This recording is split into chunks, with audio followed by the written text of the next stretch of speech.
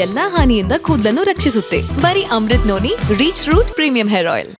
ಅವರು ಒಂದು ವೇಳೆ ಅವರು ಮತ್ತು ಆ ನೋಟಿಸಿಗೂ ರೆಸ್ಪಾಂಡ್ ಮಾಡದಿದ್ರೆ ಮುಂದೆ ಏನು ಕ್ರಮ ತಗೋಬೇಕು, ಕಾನೂನಿನಲ್ಲಿ ಏನು ಪ್ರೊವಿಷನ್ ಇದೆ ಆ ರೀತಿ ಕ್ರಮ ತಗೊಳ್ತಾರೆ.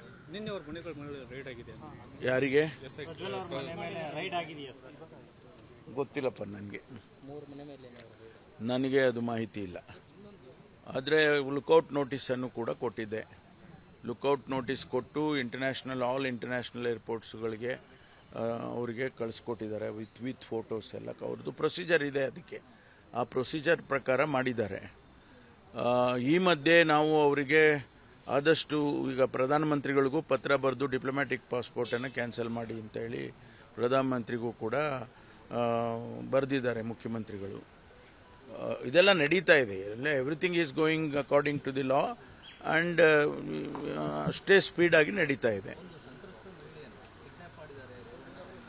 ಅದು ಕೂಡ ಮಾಹಿತಿ ಬಂದೆ, ಅದನ್ನು ಕೂಡ ಅವರು ಎನ್ಕ್ವೈರಿ ಮಾಡ್ತಾ ಇದ್ದಾರೆ. Whether it is true or not ಅಂತೇಳಿ ಪೊಲೀಸ್ನವರು ಅದನ್ನು ಕೂಡ ಎನ್ಕ್ವೈರಿ ಮಾಡ್ತಾ ಇದ್ದಾರೆ. ಒಂದು ವೇಳೆ ಆ ರೀತಿ ಏನಾದರೂ ಆಗಿದ್ದರೆ ಅದನ್ನು ಕೂಡ ಇದರ ಜೊತೆಯಲ್ಲಿ ಕ್ರಮ ತಗೊಳ್ಳೋದಕ್ಕೆ ಇದು SITನವರೇ ಅದನ್ನು ಇನಿಷಿಯೇಟ್ ಮಾಡ್ತಾರೆ. ಯಾಕೆಂದರೆ ಇದಕ್ಕೆ ಸಂಬಂಧಪಟ್ಟಿರೋದ್ರಿಂದ ಅನೇಕ ವಿಚಾರಗಳು ಕೂಡ ಮಾಹಿತಿಗಳು ಒಂದೊಂದಾಗಿ ಬರ್ತಾ ಇದೆ. ಅದೆಲ್ಲವನ್ನು SITನವರು ಎಕ್ಸಾಮಿನ್ ಮಾಡಿಕೊಂಡು ಇನ್ನೂ ಕೆಲವರು ಮಹಿಳೆಯರು ಬಂದು ಸ್ಟೇಟ್ಮೆಂಟ್ಗಳು ಕೊಡಬೇಕು ಅನ್ನೋದು ಇದೆ. ಅದು ಆಗೋವರೆಗೂ ನಾವು ಅದನ್ನು ಹೇಳಕ್ಕೆ ಬರೋದಿಲ್ಲ. ವಿದೇಶಾಂಗ ಸಚಿವಾಲಯದವರು ಹೇಳ್ತಿದ್ದಾರೆ ಕೋರ್ಟ್ ಡೈರೆಕ್ಷನ್ಸ್ ಇದ್ರೆ ನಾವು ಪಾಸ್ಪೋರ್ಟ್ ರದ್ದು ಮಾಡಲಿಕ್ಕೆ ಬರಲ್ಲ. ಇನ್ನು ಕೋರ್ಟ್ ಇಲ್ಲ, ಅವರಿಗೇನು ಪ್ರೊಸೀಜರ್ ಬಂದಿದೆಯಾ ಗೊತ್ತಿಲ್ಲ. ಅವರಿಗೇನು ಪ್ರೊಸೀಜರ್, ನಾವು ಪ್ರೊಸೀಜರ್ ಬಿಟ್ಟು ಮಾಡಿ ಅಂತ ನಾವು ಹೇಳೋಕ್ಕಾಗೋದಿಲ್ವಲ್ಲ. ಡಿಪ್ಲೊಮ್ಯಾಟಿಕ್ ಪಾಸ್ಪೋರ್ಟನ್ನು ಕ್ಯಾನ್ಸಲ್ ಮಾಡಿ ಅಂತ ಹೇಳಿದೀವಿ, ಅದು ಮಾಡ್ಬೋದು ಅವರು. ನಾವು ನೀವು ಪಾಸ್ಪೋರ್ಟೇ ಕ್ಯಾನ್ಸಲ್ ಮಾಡಿ ಅಂತ ಹೇಳ್ತಾ ಇಲ್ಲ. ಡಿಪ್ಲೊಮ್ಯಾಟಿಕ್ ಪಾಸ್ಪೋರ್ಟ್ ಅಂದರೆ ಕೆಲವು ಇಮ್ಯುನಿಟಿ ಇರುತ್ತೆ, ಅದಕ್ಕೋಸ್ಕರ ನಾವು ಡಿಪ್ಲೊಮ್ಯಾಟಿಕ್ ಪಾಸ್ಪೋರ್ಟನ್ನು ಕ್ಯಾನ್ಸಲ್ ಮಾಡಿ ಅಂತ ಪತ್ರ ಬರೆದಿರ್ತಕ್ಕಂಥದ್ದು ಮುಖ್ಯಮಂತ್ರಿಗಳು. ಅದು ಮಾಡ್ಬೋದು. ಅದು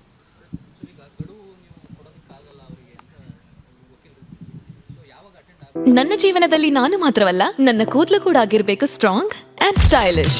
ಬರೀ Amrit noni reach root premium hair oil ನೊಂದಿಗೆ. Reach root premium hair oil ಅಲ್ಲ 24 hours ಅಲ್ಲಿ ಆಗಬೇಕು ಅಂತ ಕಾನೂನಲ್ಲಿ ಇರೋದು. ಅದನ್ನು ಕೊಟ್ಟಿದ್ದೀವಿ ಮತ್ತು ಒನ್ ಮೋರ್ ನೋಟಿಸ್ ಕೊಟ್ಟಿದ್ದೀವಿ. ಈಗ ಅದು 24 hours, ಫರ್ದರ್ 24 hours ಆಗುತ್ತೆ. ಅಷ್ಟರೊಳಗಡೆ ಬರಲಿಲ್ಲ ಅಂತಂದರೆ ನೆಕ್ಸ್ಟ್ ಕೋರ್ಸ್ ಆಫ್ ಆ್ಯಕ್ಷನ್ ಏನು ಮಾಡಬೇಕು ಅದನ್ನು ಮಾಡ್ತಾರೆ. ಇಲ್ಲ, ನಮಗೆ ಸಿಕ್ಕಿರೋ ಟಿಕೆಟ್ ಪ್ರಕಾರ ಜರ್ಮನಿಗೆ ಹೋಗಿದ್ದಾರೆ ಅಂತ. ಈಗ ನಾವು ಜರ್ಮನಿಯಲ್ಲಿ ವೆರಿಫಿಕೇಶನ್ ಮಾಡೋಕ್ಕೆ ಹೋಗಿಲ್ಲ, ಯಾಕೆಂದರೆ ಅದು ನಮ್ಮ ಇದರಲ್ಲಿ ಬರೋದಿಲ್ಲ, ಕೇಂದ್ರ ಸರ್ಕಾರದ ವ್ಯಾಪ್ತಿಗೆ ಬರುತ್ತೆ. ನಾವೇನಪ್ಪ ಮಾಡ್ಬೋದು ಅಂದರೆ ಇಲ್ಲಿಂದ ನಾವು ಯಾರನ್ನಾದರೂ ಕಳಿಸಿ ಅವ್ರನ್ನ ಅಲ್ಲಿಂದ ಸೆಕ್ಯೂರ್ ಮಾಡ್ಕೊಂಡು ಬರೋದಕ್ಕೆ ಪ್ರಯತ್ನ ಮಾಡ್ಬೋದು. ಅದು ನೆಕ್ಸ್ಟ್ ಫೇಸ್ನಲ್ಲಿ ಆಗ್ತದೆ. ಈಗ ಅದನ್ನು ಮಾಡೋಕ್ಕೆ ಹೋಗಲ್ಲ. ಅದು ಕಾನೂನಲ್ಲಿ ಪ್ರೊವಿಷನ್ ಇದೆ. ಅದೇ ಈಗ ಸೆಕೆಂಡ್ ನೋಟಿಸ್ ಕೊಟ್ಟಿದ್ದೀವಲ್ಲ, ಸೆಕೆಂಡ್ ನೋಟಿಸ್ ಕೊಟ್ಟಿದ್ದೀವಿ. ಅದಕ್ಕೆ 24 hours ಸಮಯ ಇರುತ್ತೆ. ಆಗೋವರೆಗೆ ಅವ್ರು ಬಂದು ಹೇಳಿಕೆಗಳು ಕೊಡಬೇಕು. ಕೊಡಲಿಲ್ಲ ಅಂತಂದರೆ ನೆಕ್ಸ್ಟ್ ಕೋರ್ಸ್ ಆಫ್ ಆ್ಯಕ್ಷನ್ ಏನು ಮಾಡಬೇಕು, ಅರೆಸ್ಟ್ ಮಾಡಬೇಕಾ ಅಥವಾ ಬೇರೆ ಏನೇನು ಮಾಡಬೇಕು ಅದನ್ನು ಅವರು SITನವರು ಮಾಡ್ತಾರೆ.